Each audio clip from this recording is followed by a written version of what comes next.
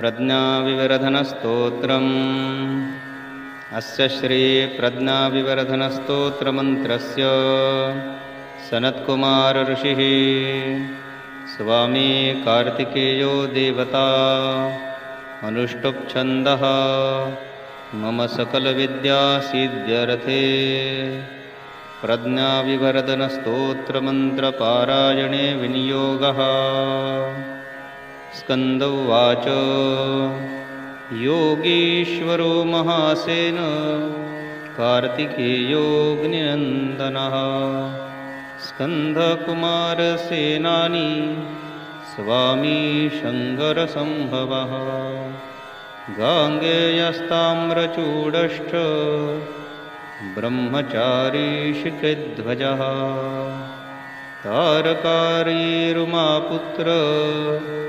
क्रौञ्चारिश्च षडाननः शब्दब्रह्मसमुद्रश्च सिद्धसारस्वतो गुहः सनत्कुमारो भगवान् भोगमोक्षफलप्रदः शरजन्मागणाधीश पूर्वजो मुक्तिमार्गकृत सर्वागमप्रणेता च वाञ्छितार्थप्रदर्शनः अष्टाविंशतिनामानि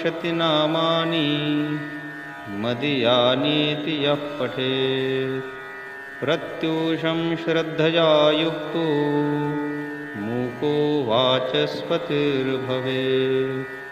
महामन्त्रमयानीति मम नामानुकीर्तनम् महाप्रज्ञामवाप्नोति नात्र कार्या विचारणा।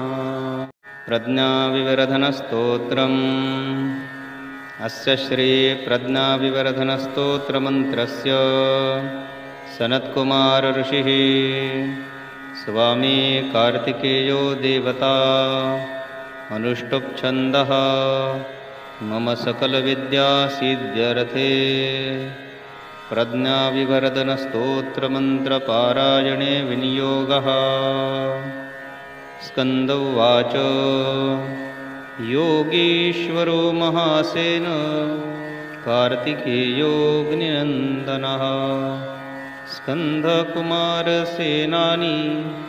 स्वामी शङ्करसम्भवः गाङ्गेयस्ताम्रचूडश्च ब्रह्मचारीशिखध्वजः तारकारीरुमापुत्र क्रौञ्चारिश्च षडाननः शब्दब्रह्मसमुद्रश्च सिद्धसारस्वतो गुहः सनत्कुमारो भगवान् भोगमोक्षफलप्रदः शरजन्मागणाधीश पूर्वजो मुक्तिमार्गकृत सर्वागमप्रणेता च वाञ्छितार्थप्रदर्शनः अष्टाविंशतिनामानि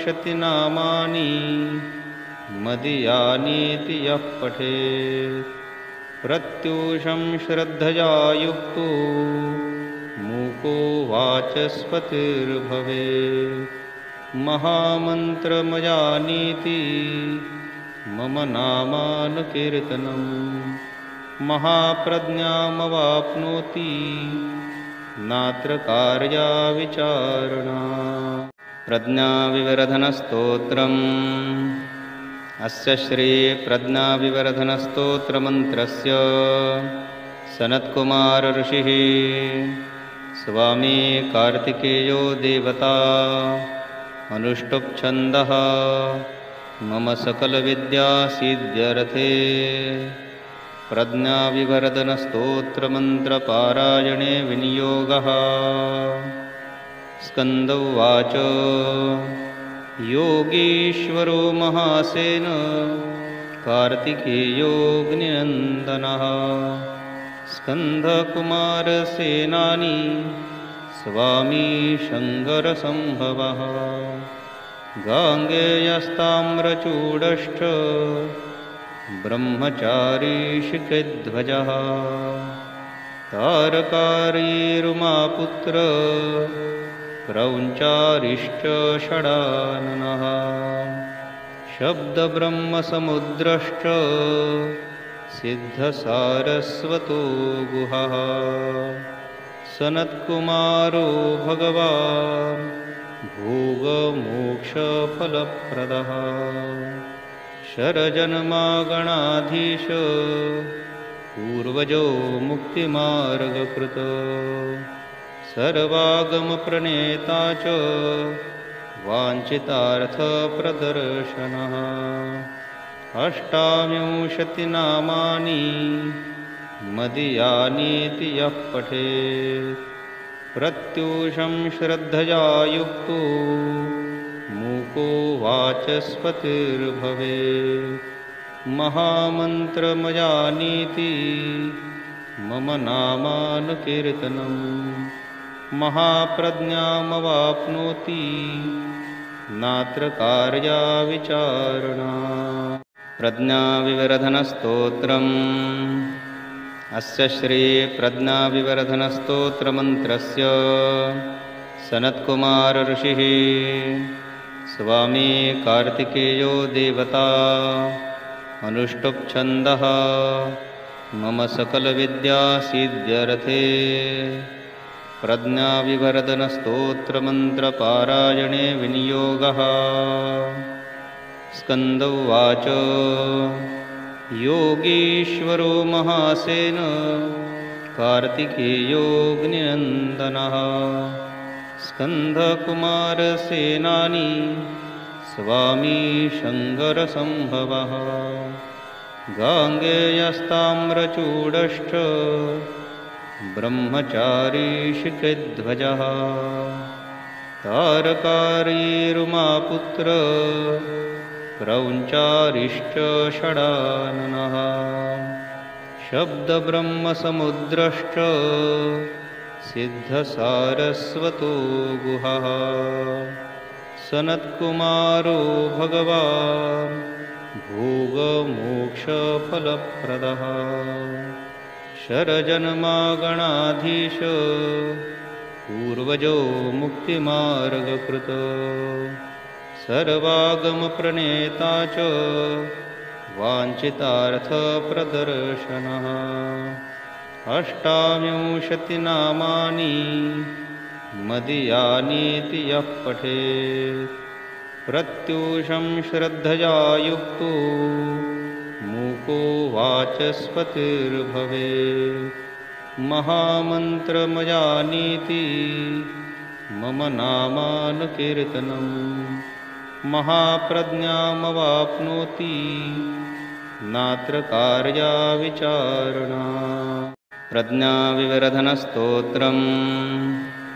अस्य श्री प्रज्ञाविवर्धनस्तोत्रमन्त्रस्य सनत्कुमार ऋषिः स्वामी कार्तिकेयो देवता अनुष्टुप् छन्दः मम सकलविद्यासिद्ध्यर्थे प्रज्ञाविवर्धनस्तोत्रमन्त्रपारायणे विनियोगः। स्कन्द उवाच योगीश्वरो महासेन कार्तिकेयोऽग्निनन्दनः स्कन्दकुमारसेनानी स्वामी शङ्करसम्भवः गाङ्गेयस्ताम्रचूडश्च ब्रह्मचारी शिखध्वजः तारकारीरुमापुत्र क्रौञ्चारिश्च षडाननः शब्दब्रह्मसमुद्रश्च सिद्धसारस्वतो गुहः सनत्कुमारो भगवान् भोगमोक्षफलप्रदः शरजन्मागणाधीश पूर्वजो मुक्तिमार्गकृत सर्वागमप्रणेता च वाञ्छितार्थप्रदर्शनः अष्टाविंशतिनामानि मदीयानीति यः पठेत् प्रत्यूषं श्रद्धया युक्तो मूको वाचस्पतिर्भवेत्। महामन्त्रमयानीति मम नामानुकीर्तनं महाप्रज्ञामवाप्नोति नात्र कार्या विचारणा। प्रज्ञाविवर्धनस्तोत्रम्। अस्य श्री प्रज्ञाविवर्धनस्तोत्रमन्त्रस्य सनत्कुमार ऋषिः स्वामी कार्तिकेयो देवता अनुष्टुप् छन्दः मम सकलविद्यासिद्ध्यर्थे।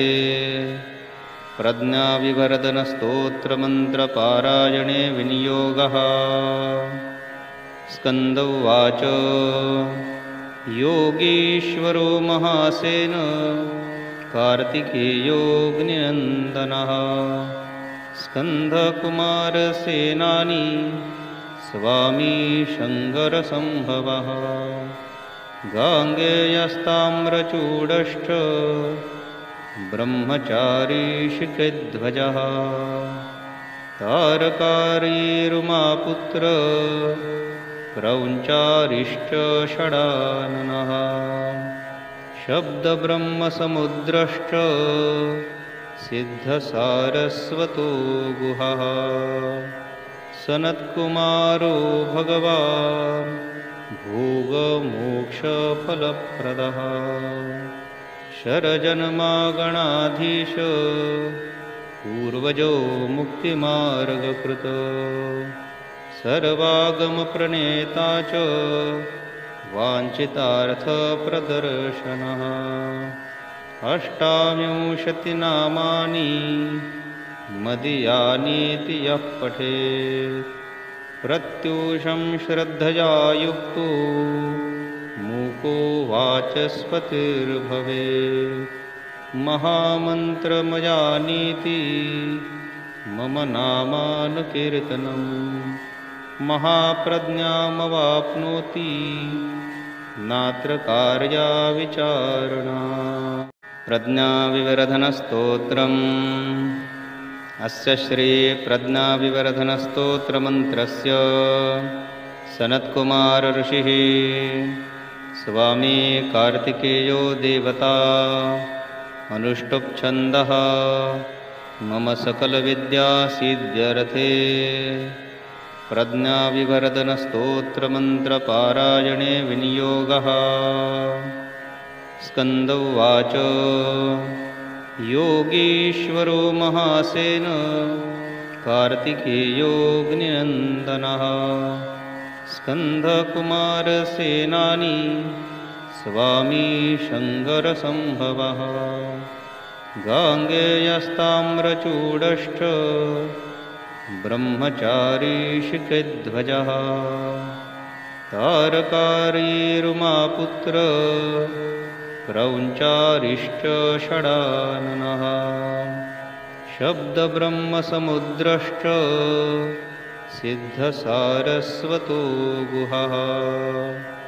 सनत्कुमारो भगवान् भोगमोक्षफलप्रदः शरजन्मागणाधीश पूर्वजो मुक्तिमार्गकृत सर्वागमप्रणेता च वाञ्छितार्थप्रदर्शनः। अष्टाविंशतिनामानि मदीयानीति यः पठेत् प्रत्यूषं श्रद्धया युक्तो मूको वाचस्पतिर्भवेत्। महामन्त्रमयानीति मम नामानुकीर्तनं महाप्रज्ञामवाप्नोति नात्र कार्या विचारणा। प्रज्ञाविवर्धनस्तोत्रम्। अस्य श्री प्रज्ञाविवर्धनस्तोत्रमन्त्रस्य सनत्कुमार ऋषिः स्वामी कार्तिकेयो देवता अनुष्टुप् छन्दः मम सकलविद्यासिद्ध्यर्थे। प्रज्ञाविवर्धनस्तोत्रमन्त्रपारायणे विनियोगः। स्कन्द उवाच योगीश्वरो महासेन कार्तिकेयोऽग्निनन्दनः स्कन्धकुमारसेनानी स्वामी शङ्करसम्भवः गाङ्गेयस्ताम्रचूडश्च ब्रह्मचारी शिखध्वजः तारकारीरुमापुत्र क्रौञ्चारिश्च षडाननः शब्दब्रह्मसमुद्रश्च सिद्धसारस्वतो गुहः सनत्कुमारो भगवान् भोगमोक्षफलप्रदः शरजन्मागणाधीश पूर्वजो मुक्तिमार्गकृत सर्वागमप्रणेता च वाञ्छितार्थप्रदर्शनः अष्टाविंशतिनामानि मदीयानीति यः पठेत् प्रत्यूषं श्रद्धया युक्तो मूको वाचस्पतिर्भवेत् महामन्त्रमयानीति मम नामानुकीर्तनं महाप्रज्ञामवाप्नोति नात्र कार्या विचारणा। प्रज्ञाविवर्धनस्तोत्रम्। अस्य श्रीप्रज्ञाविवर्धनस्तोत्रमन्त्रस्य सनत्कुमार ऋषिः स्वामी कार्तिकेयो देवता अनुष्टुप् छन्दः मम सकलविद्यासिद्ध्यर्थे प्रज्ञाविवर्धनस्तोत्रमन्त्रपारायणे विनियोगः। स्कन्द उवाच योगीश्वरो महासेन कार्तिकेयोऽग्निनन्दनः स्कन्धकुमारसेनानी स्वामी शङ्करसम्भवः गाङ्गेयस्ताम्रचूडश्च ब्रह्मचारी शिखध्वजः तारकारीरुमापुत्र क्रौञ्चारिश्च षडाननः शब्दब्रह्मसमुद्रश्च सिद्धसारस्वतो गुहः सनत्कुमारो भगवान् भोगमोक्षफलप्रदः शरजन्मागणाधीश पूर्वजो मुक्तिमार्गकृत सर्वागमप्रणेता च वाञ्छितार्थप्रदर्शनः अष्टाविंशतिनामानि मदीयानीति यः पठेत् प्रत्यूषं श्रद्धया युक्तो मूको वाचस्पतिर्भवेत् महामन्त्रमयानीति मम नामानुकीर्तनं महाप्रज्ञामवाप्नोति नात्र कार्या विचारणा। प्रज्ञाविवर्धनस्तोत्रम्। अस्य श्रीप्रज्ञाविवर्धनस्तोत्रमन्त्रस्य सनत्कुमार ऋषिः स्वामी कार्तिकेयो देवता अनुष्टुप् छन्दः मम सकलविद्यासिद्ध्यर्थे प्रज्ञाविवर्धनस्तोत्रमन्त्रपारायणे विनियोगः। स्कन्द उवाच योगीश्वरो महासेन कार्तिकेयोऽग्निनन्दनः स्कन्धकुमारसेनानी स्वामी शङ्करसम्भवः गाङ्गेयस्ताम्रचूडश्च ब्रह्मचारी शिखध्वजः तारकारीरुमापुत्र क्रौञ्चारिश्च षडाननः शब्दब्रह्मसमुद्रश्च सिद्धसारस्वतो गुहः सनत्कुमारो भगवान् भोगमोक्षफलप्रदः शरजन्मागणाधीश पूर्वजो मुक्तिमार्गकृत सर्वागमप्रणेता च वाञ्छितार्थप्रदर्शनः अष्टाविंशतिनामानि मदीयानीति यः पठेत् प्रत्यूषं श्रद्धया युक्तो मूको वाचस्पतिर्भवेत् महामन्त्रमयानीति मम नामानुकीर्तनं महाप्रज्ञामवाप्नोति नात्र कार्या विचारणा। प्रज्ञाविवर्धनस्तोत्रम्। अस्य श्री प्रज्ञाविवर्धनस्तोत्रमन्त्रस्य सनत्कुमार ऋषिः स्वामी कार्तिकेयो देवता अनुष्टुप् छन्दः मम सकलविद्यासिद्ध्यर्थे प्रज्ञाविवर्धनस्तोत्रमन्त्रपारायणे विनियोगः।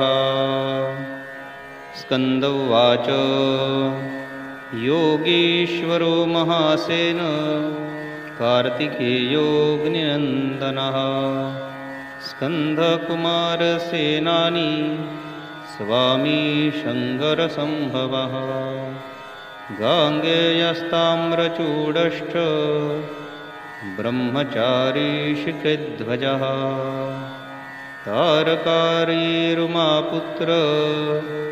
क्रौञ्चारिश्च षडाननः शब्दब्रह्मसमुद्रश्च सिद्धसारस्वतो गुहः सनत्कुमारो भगवान् भोगमोक्षफलप्रदः शरजन्मागणाधीश पूर्वजो मुक्तिमार्गकृत सर्वागमप्रणेता च वाञ्छितार्थप्रदर्शनः अष्टाविंशतिनामानि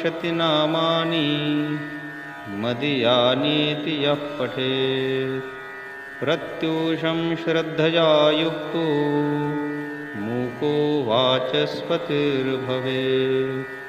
महामन्त्रमयानीति